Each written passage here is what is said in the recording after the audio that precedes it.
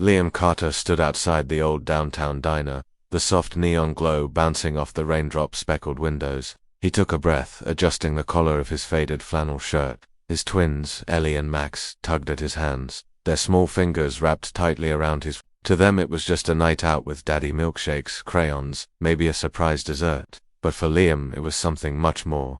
Inside. The air was warm and smelled like grilled cheese and coffee. The low hum of chatter filled the space, and the red leather booths gave it a nostalgic charm. Liam led the kids to a corner booth, their laughter cutting through the ambient clinks of silverware. He looked around, nerves fluttering in his chest, not because he was out of place, but because for the first time in years, he wasn't showing up as Liam Carter, CEO of one of the fastest-growing tech empires in the country. Tonight, he was just Liam, a mechanic, according to the dating profile his friend set up. A single dad who loved pancakes and long walks with his kids. The plan felt strange, even dishonest. But Liam was tired. Tired of the women who smiled at the brand, not the man. Tired of champagne laughs and rehearsed compliments. He wasn't looking for someone impressed by his cars or his corporate jet. He wanted someone who could kneel beside his kids, share fries from a single plate, and not blink twice if the budget was tight. He was still explaining to Max how ketchup wasn't finger paint when the door chimed behind him. She walked in quietly, scanning the room with gentle eyes. Emma, brown hair in a loose bun, a simple green dress, and a warmth that wasn't forced. She spotted him, paused briefly, then smiled a real smile, not the kind you save for camera filters or networking events. Liam, she asked softly, approaching the table. He stood, awkwardly wiping his hand on his jeans before offering it. Yeah, hi, sorry for the casual look. Emma glanced at the kids, who peeked out from behind milkshake menus. These must be your co-pilots, she said with a grin, crouching to their level. I'm Emma. You guys like coloring? Ellie handed her a crayon without hesitation, and Max scooted over to make space beside him. Liam watched, unsure if he should be relieved or suspicious. Emma didn't hesitate. She slid into the booth like she belonged there, like she wasn't expecting candlelight or a man in a blazer. As the evening unfolded, Liam found himself surprised not by what Emma did, but by what she didn't do. She didn't ask what car he drove, didn't comment on his clothes, and didn't flinch when Max spilled a bit of orange juice on her sleeve. She talked about her own life with humility and grace, her job as a school aide, her passion for writing stories for children, and how she took care of her little brother after their parents passed. At one point, when Ellie climbed into her lap and Emma didn't even blink, Liam felt something stir in his chest. It wasn't attraction, it was peace. The kind of peace that comes when someone sees your whole life, chaos and all, and stays anyway. Then came the bill. The waitress placed the check gently on the table. Liam instinctively reached for his wallet, but before he could, Emma slid her hand across the table. I've got this, she said. Liam froze. You sure? She smiled. You already brought dessert with you. She glanced at the twins and winked. Let me get dinner. It wasn't about the money. It never was. It was about the gesture. No assumptions, no expectations, just kindness. Liam blinked, surprised at how hard that small moment hit him. People don't offer to carry weight they don't see. But she saw it. All of it. As they stepped out into the evening air, the kids skipping ahead, Liam turned to her. Can I tell you something? I wasn't totally honest. Emma raised a brow, curious. I'm not a mechanic. I own a tech company. I came tonight pretending to be broke. I needed to see, if I'd still show up. She finished for him. He nodded, unsure what reaction to expect. Emma let out a soft laugh. Next time, just be Liam, the one with ketchup on his shirt and twins who steal hearts. And for the first time in years, Liam felt seen for exactly who he was. The bell above the diner door gave a soft chime as Emma stepped inside, brushing a few strands of wind-blown hair from her face. She paused just inside, letting her eyes adjust to the golden glow of the place.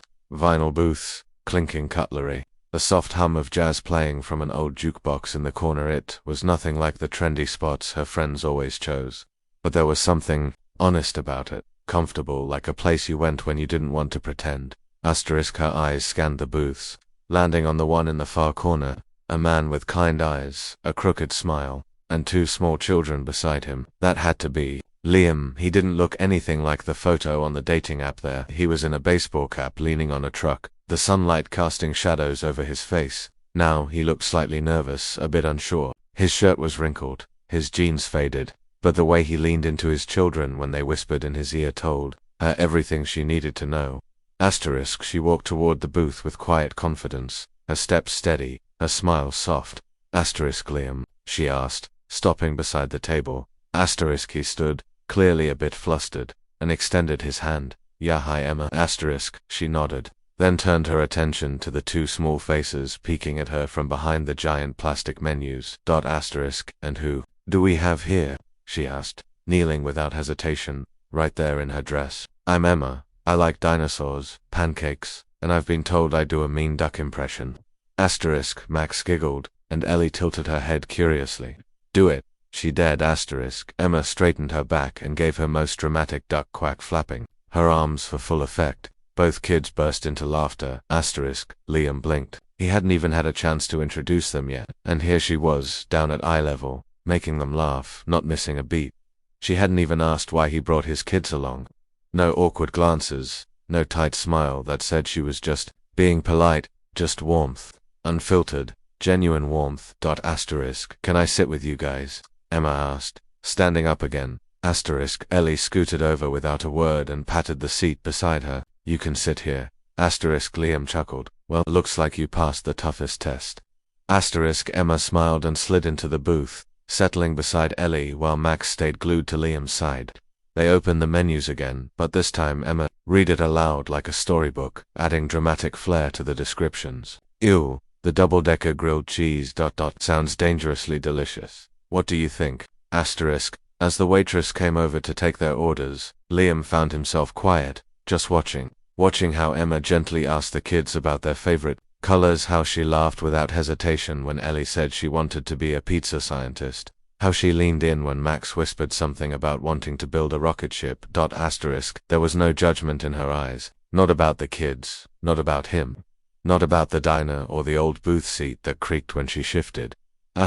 No one had ever shown up like this. Not with this kind of energy. Not without asking how much he made, what kind of car he drove, or if he had a vacation home. Emma hadn't even asked what he did for work. Instead, she asked Max if he believed in aliens and told Ellie that the moon was probably made of marshmallows, not cheese. Liam sat back and exhaled slowly. He'd been so worried about pretending, about being enough without the wealth, about the risk of bringing the kids along. But right now, none of that mattered. The kids were laughing, Emma was smiling, and for the first time in a long while, he wasn't performing. He was just Liam, and that seemed to be more than enough. The milkshakes arrived in tall, frosty glasses, chocolate for Max, strawberry for Ellie, and vanilla with a cherry on top for Emma. Liam stuck with black coffee, though the smell of fries across the table was slowly breaking down his resolve. The kids dipped their fries into ketchup and grinned like it was the greatest invention on earth. Emma leaned in, her sleeves already smudged with a bit of Ellie's ice cream. So, she said between sips, if you could be anything in the world, no limits, what would you be? An astronaut. Max shouted, raising his milkshake like a trophy. A rainbow. Ellie chimed in, proudly. Emma gasped. A rainbow? That's amazing. You'd brighten up the whole world. Liam smiled, watching the exchange. Emma didn't just tolerate his kids, she celebrated them. And you? She asked, turning to Liam, her voice softer now. What did you want to be when you were little? He hesitated. Honestly, a cartoonist. Emma's eyes lit up. Really, that's so cool. I used to draw all over my homework. My teachers hated it. He laughed, rubbing the back of his neck. Somewhere along the way, life just rerouted me. Yeah, she said gently. Life tends to do that. There was a pause, but not an awkward one. The kind of silence that feels shared. Emma took another bite of her burger, then dabbed at the ketchup on her sleeve with a napkin. Well, that's what I get for letting Ellie teach me how to hold a fry like a wand.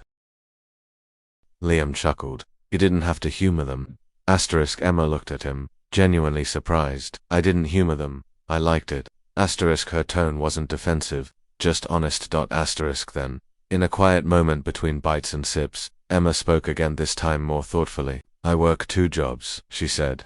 Mornings at a school, nights at a bookstore. My little brother's in college.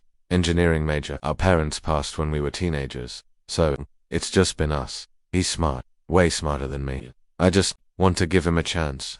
Liam listened closely, heart catching at the edges of her words.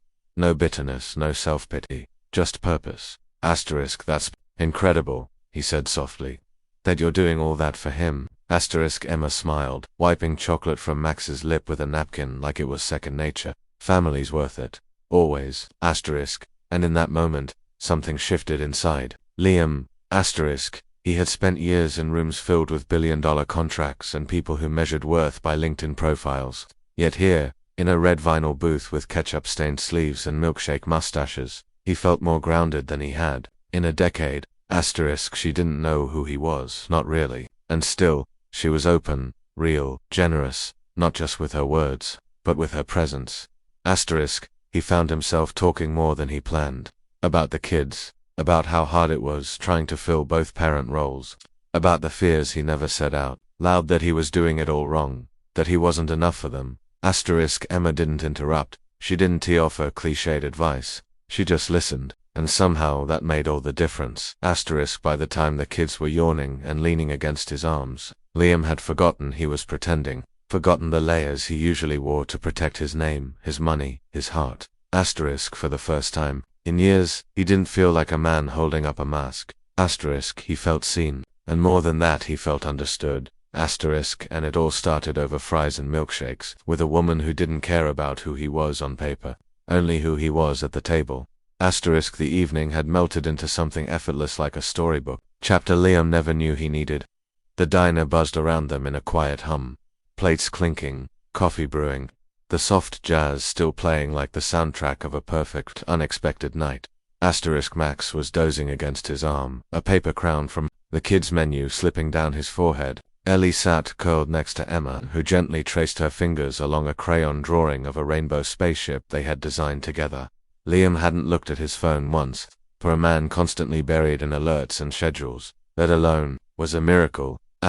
Then, the waitress came over and placed the bill face down on the table, a subtle gesture that signaled the end of the night. Liam instinctively reached for it. But before his fingers touched the faux leather booklet, Emma's hand gently landed on top of his dot. You got the kids, she said softly, with a kind smile. Let me get dinner. Liam blinked. No, really it's okay.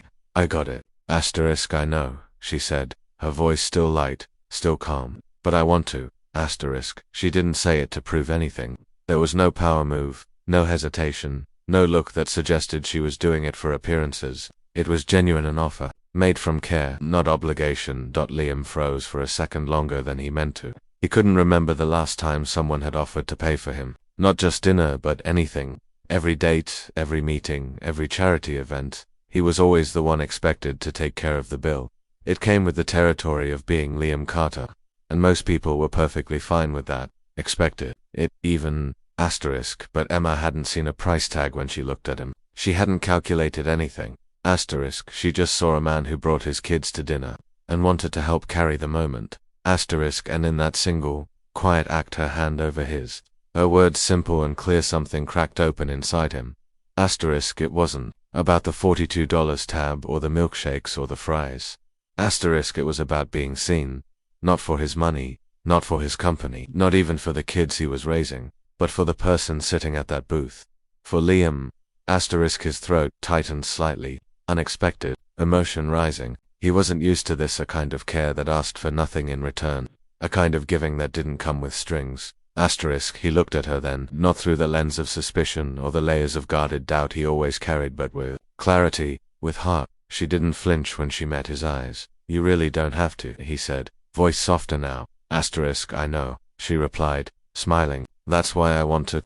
He didn't argue again, he just sat back, gently wrapped his arm around Max, and exhaled. Something had shifted, and for the first time that night, he wasn't thinking about how she might react when she found out who he really was.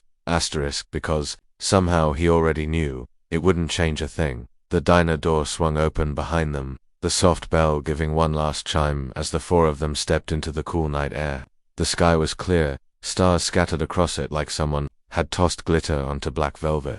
A breeze swept through the street, rustling the napkin Emma had tucked into her purse and making Ellie squeal with delight. Liam walked beside Emma in silence for a moment, Max asleep in his arms, Ellie skipping ahead with her paper crown bobbing. The warmth from the booth hadn't faded, but something inside Liam told him he couldn't leave tonight without telling her the truth. Asterisk, she deserved that much. Asterisk, Emma, he began, his voice calm but weighted. There's something I need to tell you. Asterisk, she stopped and turned to him, brushing her hair out of her eyes. Okay. Asterisk, he shifted Max in his arms, careful not to wake him. I haven't been completely honest. My name is Liam, yes, and I am a single dad, but I'm not a mechanic. Emma tilted her head slightly, listening. I own a tech company, one of the bigger ones. I have more money than I've ever known what to do with. He chuckled softly, nervously. Tonight was kind of a test. I wanted to meet someone who didn't see all that first. Someone who saw me, so I came like this, dressed down, no driver, no credit cards that sparkle. Asterisk, Emma didn't say anything at first. Her expression shifted surprise, a flicker of confusion, then stillness. She took a small step back, just enough to take it all in. Liam's heart pounded. I'm sorry if it felt like a trick. I just after everything, after you offered to pay, after you played spaceships and wiped ketchup off their faces, I couldn't go another minute without telling you. Still, she didn't speak. Liam sighed, swallowing hard. You probably think I'm ridiculous. Asterisk, and then, Emma laughed. Asterisk, not a harsh laugh, not a bitter one, a warm, honest, can you believe this laugh. Liam, she said, still chuckling, you really thought I wouldn't like you if I knew you were rich. Asterisk, he blinked. Well, yeah, kind of. Asterisk, Emma smiled and took a step forward, close enough to brush her fingers across Max's tiny hand. You want to know what really caught my attention? He nodded. You showed up with your kids. You let them be wild, messy, and completely themselves. And you looked at them like they were your whole world. That's why I stayed. Asterisk, just then, Ellie ran back from her skipping, wrapped herself around Emma's leg, and said sleepily, Don't go. Asterisk, Emma looked down, her heart clearly melting. She knelt and kissed Ellie's forehead. I'm not going anywhere, sweetheart. Asterisk, Liam's voice was quiet when he said, If you'll let me, I'd like to be real from now on. No tests, no pretending, just Liam, just us. Emma stood again and reached out, lacing her fingers through his free hand. I liked just Liam a lot, she said, but I think I'm going to love all of you. Asterisk, under the streetlight, in the quiet of a world that finally made sense. Liam smiled wider than he had in years. Asterisk, and for the first time in a long, long while, he didn't feel alone. Asterisk.